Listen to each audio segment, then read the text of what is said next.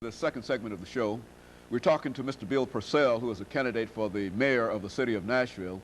And of course, Mr. Purcell, before we had our first commercial break, we were talking about housing and some of the other issues of your campaign. Let's look a little closer at housing, primarily because I think quite recently we read that there were some 50,000 people who, in the city of Nashville and the area, who stood in need of housing, and that there was not enough public housing available, and that in order to do something, the federal government has to, the local government has to take a very active role, and especially I think it was pointed out that the mayor, and as well as newspapers and et cetera, ought to also take a role. Let's talk about housing. It does seem that housing is an issue that is really on the top of a large number of people's minds now. Well, and I think with good reason. In fact, Mayor Bredesen said very recently that if there was an unmet need during his 2 terms as our mayor, he felt as though it was in this area of housing, and felt as though the next mayor really ought to take a strong stand early on to focus the attention of the larger city on this issue.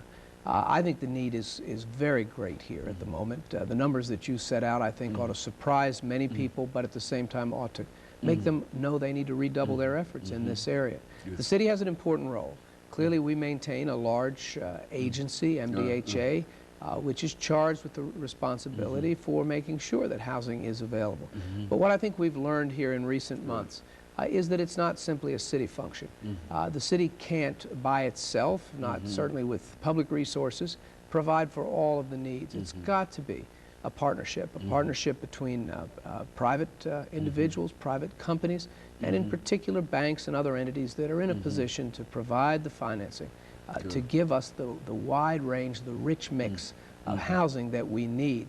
The days when we believed that a concentration of public housing in one part of the city or another are clearly over. So we're moving away from that. Absolutely. I think we have a consensus now, as they have in other cities, that was probably never a good policy, but clearly is not a policy now as we enter this new century. The idea of bringing all those people together into places that ultimately became worn out and substandard without any hope of a new and brighter future within the larger community were wrong. What we need to do is provide throughout the whole large county the opportunity for that mix of housing opportunities. There are some among us who will always want to rent. There are many others, however, who will want to share part of that American dream, the dream that we hold so strongly to ourselves. And that dream includes in large measure the opportunity to own your own home, to be in control of your own destiny, to be both responsible for and reap the benefits of good stewardship of your own resources. So as we begin to continue the shrinking and downsizing of these large and massive, in some cases, public housing complexes, we need to stay focused on the reality that we can provide through infill and empty lots, through development in different areas, a mix or range of opportunities for people to live throughout this county based upon where they want to and need to live. At the same time, I think we'll find that's the kind of thing that will hold the population here that's critical to our tax base.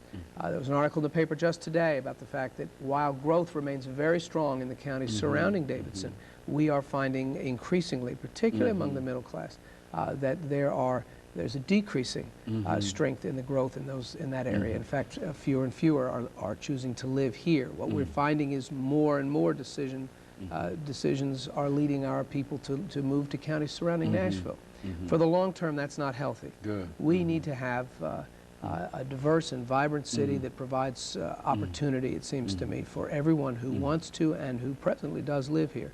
And that's going to require us to stay focused on this housing issue. You know, as a person who has some experience in the state legislature, what would you say would be the relationship that could be created between the local government and perhaps the state government? And I think you've already indicated that certainly there has to be more private enterprise and et cetera.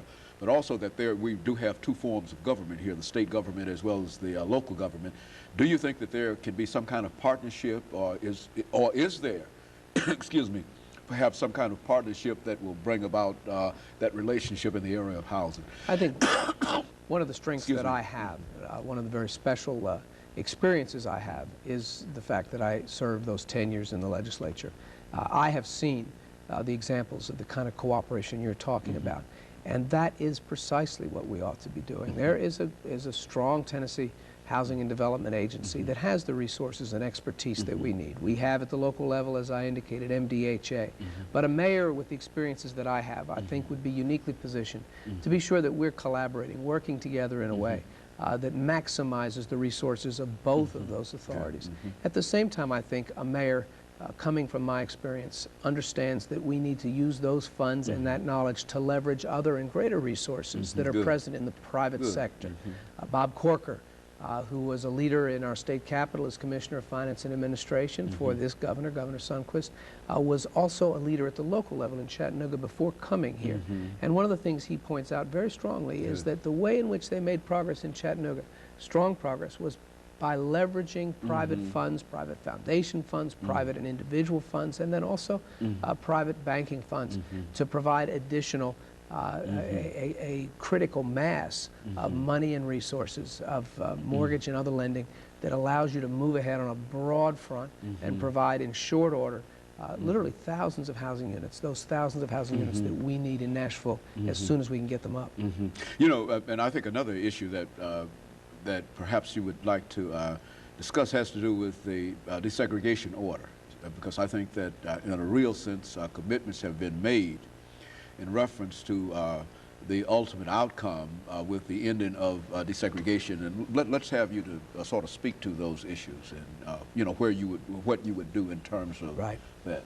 This is without question an important time for our schools. We have now regained control of our own destiny within the metropolitan Nashville-Davidson County Public Schools, and I think that's a time and a moment for great encouragement.